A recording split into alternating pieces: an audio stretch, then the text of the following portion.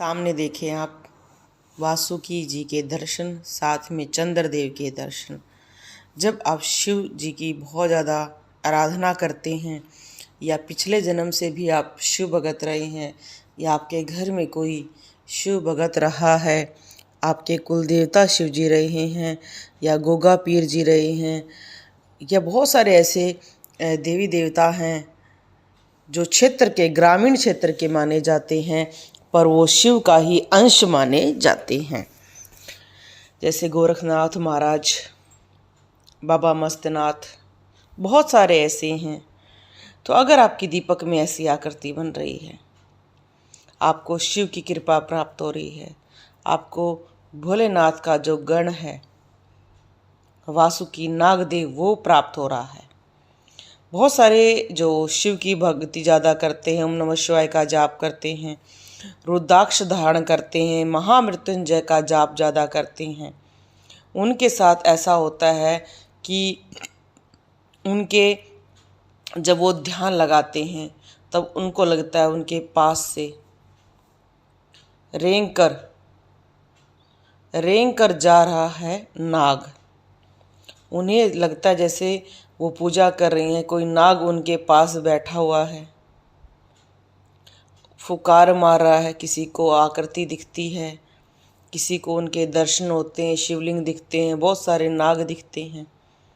तो उन्हें शिव का जो गण है सबसे प्रिय वासुकी उनको प्राप्त हो रहा है। ये कैसे कार्य करेगा, क्या कार्य करेगा, इसका क्या प्रभाव रहेगा, क्या प्रभाव रहेगा? इसका प्रभाव ये रहेगा आपके जीवन में कि अगर आप कोई भी कार्य करना चाहते हैं तो जैसे ही आप शिव जी को याद करेंगे, अपने मंत्र को याद करके उस कार्य को याद करेंगे, तो अपने आप आपको पता चल जाएगा कि ये कार्य होगा कि नहीं होगा।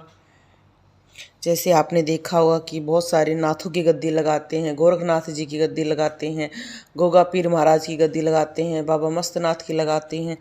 पीरों के बहुत सारे ऐसे हैं, मस्तनाथ हैं और शिव के नाम से गद्दी लगाते हैं। तो उनके ज़्यादातर दूत महाराज नागदेव होते हैं और उनको कई स्थानों पर आपने देखा होगा नाग देवी, नाग देवता, मनसा देवी, ये बहुत अच्छी पूछा देखते हैं, बहुत अच्छी तरह से आपको भविष्य दिखाते हैं और आपको पिछली घटनाओं के बारे में बताते हैं, आगे होने वाली घटनाओं के बारे में बताते हैं। ये हर तरह की क्रियाओं को काटने की विधि बताते हैं, क्रिया हुई है, क्यों हुई है और आपके जीवन में कितने और तरह के बदलाव आएंगे, ये चीज़ें भी आपको दर्शाती हैं। अगर आपकी दीपक में ऐसी आकृति बन रही है तो आपको किसी गुरु की आवश्यकता है, क्योंकि सिद्धियां आपने प्राप्त कर ली हैं, पर अब आपको सीखना पड़ेगा कि कैसे इन सिद्धियों का प्रयोग करें।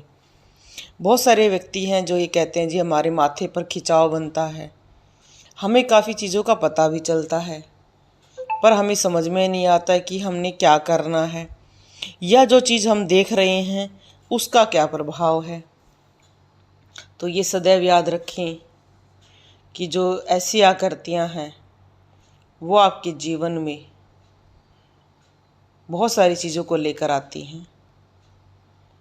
आपकी छठी इंद्रिया, सिक्स सेंस को जागृत करती हैं।